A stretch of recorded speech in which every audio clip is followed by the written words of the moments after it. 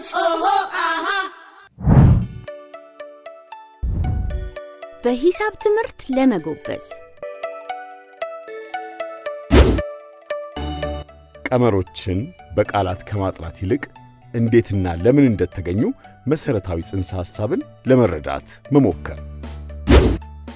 መደመር፣ መቀነስ፣ ማካፈልና ማባዛት ያሉትን መሰረታዊ የሂሳብ ስሌቶችን ጠንቅቆ ማወቅ ቀጣይ ትምህርቶች የሚገነቡት በእነዚህ ላይ ስለሆነ አንድን ሐሳብ ሙሉ በሙሉ ሳይገባን ወደሚቀጥለው ትምህርት አለማለፍ።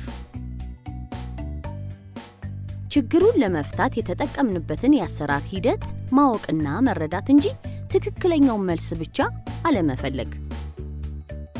ተከታታይ ልምምድ ማድረግ ሂሳብ እንደ ጡንቻ ነው። እንዲጠነክር በየቀኑ መደበኛ ልምምድ ያስፈልገዋል።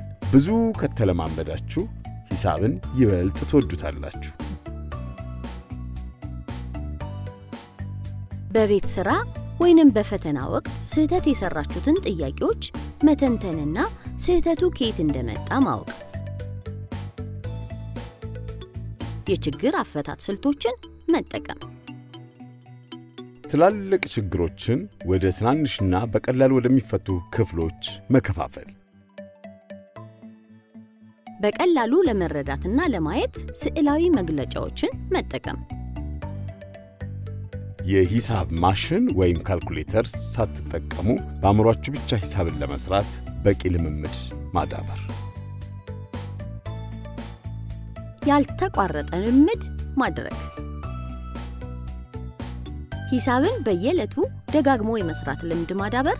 የቀደሙትን የቤትና የክፍል ስራዎችን መከለስ።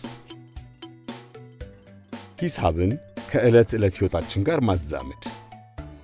የሂሳብ ጽንሰ ሐሳቦችን በመጠቀም በኑሯችን ለሚያጋጥሙን ጉዳዮች መፍትሄ ለመስጠት መሞከር። ለምሳሌ በገበያ ላይ ቅናሹን ማስላት ወይም መጠኑን መቀየር። ስለ ሂሳብ ጥሩ ስሜት ማዳበር።